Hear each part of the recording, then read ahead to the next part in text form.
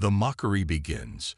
The void of space around the Kepler 442 system had never witnessed such an overwhelming display of military might. Hundreds of Zephyrian warships hung in perfect formation, their crystalline hulls catching the light of distant stars like deadly jewels. Each vessel stretched nearly 2 kilometers in length, bristling with energy weapons that could crack planets. The Zephyrian Empire had come to witness the final chapter of what they considered a minor inconvenience in their galactic expansion. Admiral Vextar stood on the bridge of his flagship, the Eternal Dominion, his 4 arms crossed in satisfaction. His scaled purple skin gleamed under the ship's ambient lighting as he studied the tactical display before him.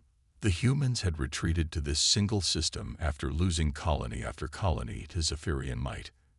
Now, only one small blue world remained, along with its pathetic orbital defense platforms. "Sir, our sensors detect a single human vessel approaching," reported his tactical officer, her voice carrying barely concealed amusement. Vextar's laugh resonated through the bridge, a sound like grinding metal. "One ship, against our entire third fleet." He leaned forward, studying the approaching vessel on his screen. The human warship appeared ancient by galactic standards, its hull scarred and patched from countless battles. What do they call this relic? According to intercepted communications, it's designated UES Defiant, sir, a Prometheus-class heavy cruiser. The bridge erupted in laughter from the Zephyrian crew. Vextar wiped a tear from one of his 6 eyes. These humans never ceased to amuse him with their stubbornness. They named their ships as if they were heroes from their primitive mythologies, not understanding that courage meant nothing against superior firepower. "Send a message to the human vessel," Vextar commanded, his voice dripping with mock ceremony. "Tell them we appreciate their symbolic gesture, but they should surrender now to avoid unnecessary suffering." Aboard the UES Defiant, Captain Sarah Chen stood silently on her bridge, watching the massive alien fleet through the main viewport. At 45, she had fought in more battles against the Zephyrians than any other human commander still alive. Her short black hair was streaked with premature gray, and her dark eyes held the weight of watching humanity's colonies fall one by one. "Captain, incoming transmission from the enemy flagship," announced Lieutenant Torres from communications. "Put it through," Chen replied, her voice steady despite the overwhelming odds. The image of Admiral Vextar filled the main screen, his alien features twisted in what passed for a smile among his species. "Captain Chen, I presume. Your reputation precedes you, though I confess I expected someone more impressive." Chen remained motionless, her hands clasped behind her back. "Admiral Vextar, I know your reputation too. The butcher of Proxima Centauri, the one who glassed New Geneva with children still in the evacuation centers." Vextar's smile widened, showing rows of sharp teeth. "War requires difficult decisions, but today I offer you mercy. Surrender your vessel, and I will ensure your crew receives quick deaths instead of being sent to our labor camps." "Counteroffer," Chen replied calmly. "Withdraw your fleet from human space, and I won't have to embarrass you in front of your entire Armada." The alien admiral's laughter boomed across the communication channel. "Embarrass me? Captain, you command a single outdated cruiser against 300 of the Empire's finest warships. Your vessel is outgunned, outmanned, and technologically inferior in every conceivable way." Behind Chen, her crew worked at their stations with quiet determination. Commander Rodriguez, her first officer, monitored the tactical display where red dots representing enemy ships completely surrounded their single green marker. Chief Engineer Kowalski ran final diagnostics on systems that didn't appear on any official schematic. Dr. Yuki Tanaka, the ship's physicist, made last-minute calibrations to equipment that officially didn't exist. "You see, Captain," Vextar continued, gesturing grandly with his 4 arms, "this is why your species was always destined to fall. You lack the vision to understand when you are beaten. You fight with primitive kinetic weapons while we wield the power of compressed antimatter. Your shields cannot withstand our quantum disruptors. Your hull cannot resist our molecular dissolution beams." Chen's expression never changed. "You talk a lot for someone who's about to lose his entire fleet." "Lose?" Vextar's voice rose in pitch. "Captain, I will give you a demonstration of our superiority. Watch as we destroy your pathetic orbital defense platforms." The Zephyrian fleet opened fire on the space stations orbiting Earth. Brilliant beams of energy lanced across the void, striking the human installations. The platform's shields flared and died within seconds. Explosions bloomed like deadly flowers as metal and ceramic vaporized under the alien assault. Within minutes, humanity's last defensive line was reduced to expanding clouds of debris. "Impressive display," Chen acknowledged without emotion. "Now let me show you something." "Captain, what could you possibly—" Vextar began, but Chen had already cut the transmission. "All stations, report readiness," Chen commanded. "Weapon systems online and fully charged," reported Lieutenant Commander Singh from Tactical. "Experimental drive core stable at maximum output," called Chief Kowalski from Engineering. "Quantum field generators synchronized and ready," added Dr. Tanaka. Chen nodded. The Defiant wasn't just humanity's last warship. It was the culmination of 5 years of desperate innovation. After the first encounters with Zephyrian forces, human scientists had worked around the clock to develop new technologies. They had studied wreckage from alien ships, analyzed energy signatures from their weapons, and discovered something the Zephyrians had never imagined possible. "Initiate Phase 1, Chen ordered. The Defiant's hull began to shimmer as exotic matter projectors came online. To the Zephyrian sensors, the human ship appeared to be experiencing some kind of system malfunction.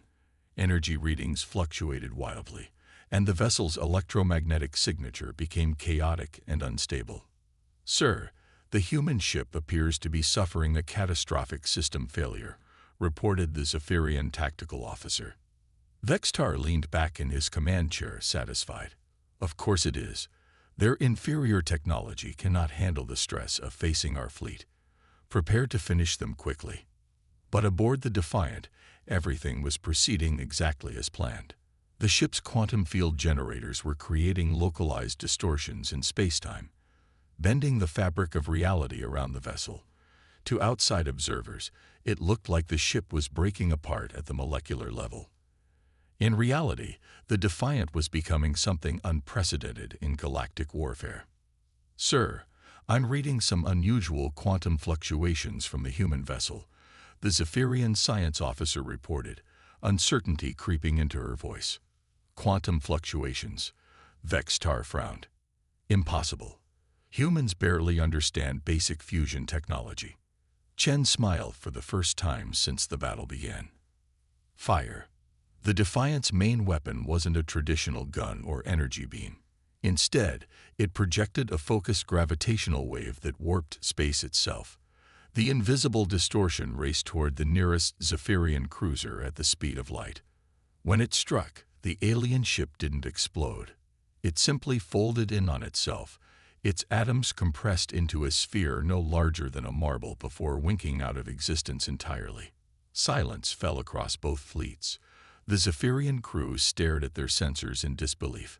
One of their ships had just vanished without a trace, leaving not even debris behind. "What? What just happened?" Vextar whispered. "Phase 2, Chen announced calmly. The Defiant fired again, this time targeting 3 ships simultaneously. The gravitational waves struck their targets with surgical precision. 3 more Zephyrian warships collapsed into nothingness, their exotic matter hulls providing no protection against weapons that attack the fundamental structure of spacetime itself. Panic began to spread through the alien fleet. Commanders shouted orders in their native language, demanding explanations that their science officers couldn't provide. How could a primitive human vessel wield technology that violated everything they understood about physics? "All ships, concentrate fire on the human vessel," Vextar roared. "Destroy it now." Hundreds of energy beams and antimatter torpedoes streaked toward the Defiant. But the ship's quantum field generators were doing more than just powering weapons. They were creating localized pockets of altered spacetime around the vessel. When the Zephyrian attacks struck these fields, they were deflected, absorbed, or simply redirected harmlessly into empty space. "Impossible," breathed the alien admiral as he watched his fleet's most powerful weapons fail to even scratch the human ship's hull. Chen opened a new communication channel to the entire Zephyrian fleet. "This is Captain Sarah Chen of the United Earth ship Defiant. You came here expecting to find broken remnants of humanity. Instead, you found something your empire has never encountered before.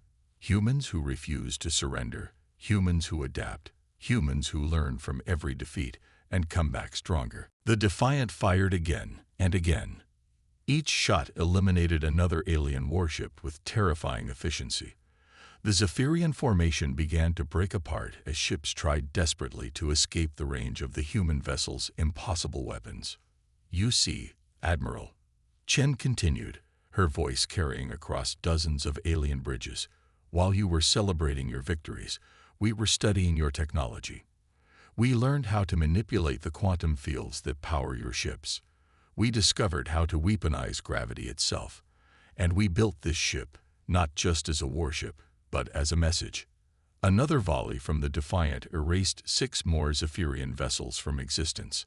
The alien fleet was now in full retreat, but the human ship pursued them with relentless determination. "The message is simple," Chen concluded as her ship prepared for another devastating attack. "Humanity doesn't know how to quit." The reckoning unleashed. Admiral Vextar's flagship shuddered as another gravitational wave passed dangerously close to its hull. The Eternal Dominion, pride of the Zephyrian Third Fleet, was fleeing at maximum speed along with the scattered remnants of what had been the Empire's most powerful armada. Behind them, the solitary human vessel pursued with mechanical precision, its impossible weapons reaching out to claim more victims with each passing minute. "Sir, we've lost 47 ships in the last 10 minutes, reported his tactical officer, her voice trembling with fear and disbelief. "The human vessel shows no signs of weapon degradation or power reduction." Vextar slammed his fist against his command chair's armrest, the impact sending cracks through the crystalline surface. How had this happened? The Zephyrian Empire had conquered 17 different species across 3 galactic arms. They had perfected warfare through superior technology and overwhelming force. Yet here they were, running like prey animals from a single human ship. "Analysis report," he demanded. "How are they doing this?" The science officer, Kethvar, looked up from her instruments with wide, frightened eyes. "Sir, their weapon appears to be generating localized gravitational anomalies. They're somehow creating artificial black holes that exist for microseconds, but with enough gravitational force to collapse our ship's molecular bonds." "That's impossible," Vextar snarled. "Such technology would require computational power beyond anything we've ever seen, plus energy output that should tear their ship apart." "Sir," the communications officer interrupted, "we're receiving surrender requests from 17 of our remaining captains. They're requesting permission to abandon ship Bafor." "No surrender," Vextar roared. "We are the Zephyrian Empire. We do not flee from primitives." But even as he spoke, another section of his fleet vanished in the Defiant's gravitational wake. The human ship moved through space like an avenging spirit, its weapons speaking with deadly accuracy. Each shot was calculated, precise, devastating. There was no waste, no wild firing, just methodical elimination of target after target. Aboard the Defiant, Captain Chen watched the tactical display with grim satisfaction. The alien fleet was breaking apart, but she knew this battle represented more than just military victory. It was humanity's declaration that they would not go quietly into extinction. "Captain, the enemy flagship is attempting to rally the remaining ships," reported Commander Rodriguez. "They're forming a defensive formation around their command vessel." "Dr. Tanaka, how are our quantum field generators holding up?" Chen asked. The physicist looked up from her console, pushing sweat-dampened hair from her forehead. "Running at 93% efficiency, Captain. The exotic matter reserves are holding steady, but She hesitated. But what, Doctor? We're operating in completely theoretical territory here. The gravitational waves we're generating could potentially create a cascade effect if we're not careful. We could accidentally tear a hole in space-time itself. Chen nodded grimly. The technology they were using had been developed in desperate circumstances, with limited testing and enormous risks. But humanity had reached the point where calculated risks were their only option for survival. Continue targeting priority vessels, she ordered. Focus on their command ships and carriers. The Defiant's next salvo eliminated 3 Zephyrian command vessels simultaneously. The loss of coordinated leadership sent ripples of panic through the alien formation. Ships began breaking away from the defensive pattern, some attempting to flee while others fired wildly at the approaching human vessel. "Sir, the fleet is losing cohesion," reported Vextar's tactical officer. "Without the command ships, individual captains are making their own decisions." Vextar watched his proud Armada disintegrate before his eyes. Ships that had conquered worlds were scattering like frightened insects. The Empire's reputation for invincibility was crumbling along with his fleet. "Open a channel to the human ship," he commanded, his voice heavy with defeat. Chen's image appeared on the bridge's main screen, her expression cold and unforgiving. Behind her, the Defiant's bridge crew worked with quiet efficiency, their faces showing the determination of people who had nothing left to lose. "Admiral," Chen said simply. "Captain Chen," Vextar began, struggling to maintain some dignity. "Your technological advancement has been impressive. Perhaps we can discuss terms." "Terms?" Chen interrupted. "You mean like the terms you offered the colonists on New Geneva? Or perhaps the terms you gave the civilians on Kepler 186 bits before you turned their atmosphere into poison?" The alien admiral's scales darkened with embarrassment. "War is complicated, Captain. Surely we can find some middle ground." "You're right," Chen agreed. "War is complicated. It requires making difficult choices." She leaned forward, her eyes boring into his. "My choice is simple. You came here to exterminate humanity. Instead, you're going to deliver a message to your empire." Another gravitational wave lanced out from the Defiant, eliminating 2 more Zephyrian ships that had been attempting to flank the human vessel. The remaining alien captains abandoned any pretense of coordinated attack and focused solely on escape. "What message?"